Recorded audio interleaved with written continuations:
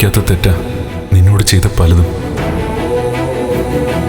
ക്ഷമിച്ച് ക്ഷമയുടെ അവസാനാ എന്നെ വിട്ട് നീ പോയത്. പക്ഷെ ദേവി, നിന്നെ ആദ്യമായി കണ്ടതു മുതൽ ഇന്ന് ഈ നിമിഷം വരെ എൻ്റെ മനസ്സിൽ നീയാ. നീ എന്നല്ല, നീ മാത്രമാണ്.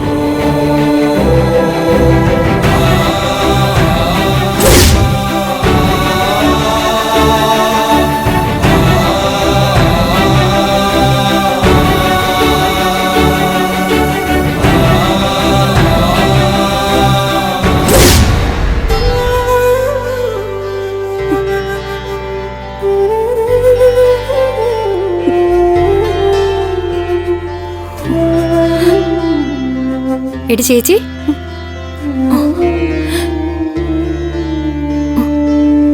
എന്താ ഈ ആലോചിക്കുന്നേ? ഒന്നുമില്ല.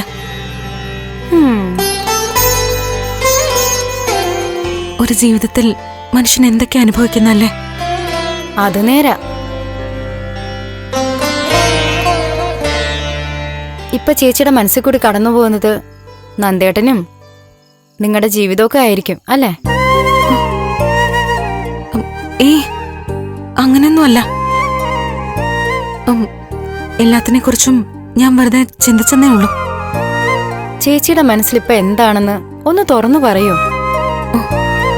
നന്ദേട്ടനെ ഓർത്തുള്ള സങ്കടമാണോ? അതോ ഇസബെല്ലയുടെ കാര്യം ആലോചിച്ച് ദേഷ്യമാണോ? അതും അല്ലെങ്കിൽ എല്ലാം കൂടി ആലോചിച്ച് ജീവിതം തന്നെ മടുത്തു തുടങ്ങിയോ? ഒരു ശരാശരി മനുഷ്യൻ എന്തൊക്കെ ഫീലിങ്സ് ഉണ്ടോ അതൊക്കെ എനിക്കും കാണില്ലേ ശാരി? ഞാൻ ആകാശത്തുനിന്ന് പൊട്ടി വീണൊന്നുമല്ലല്ലോ. സങ്കടം വരുമ്പോ കരയും, സന്തോഷം വരുമ്പോ ചിരിക്കും, ദേഷ്യം വരുമ്പോ വഴക്കിടും. എല്ലാം എനിക്കും ഉണ്ടാവില്ലേ? ചേച്ചി വിഷയം വളച്ചൊടിച്ചു കൊണ്ടുപോണ്ട. ചോദിച്ചതിന് ഡയറക്റ്റ് ഉത്തരം പറയണം. പുറമേക്ക് കാണുന്നതല്ലല്ലോ ഉള്ളില്. ഈ നെഞ്ച് പിടയ്ക്കുന്നില്ലേ?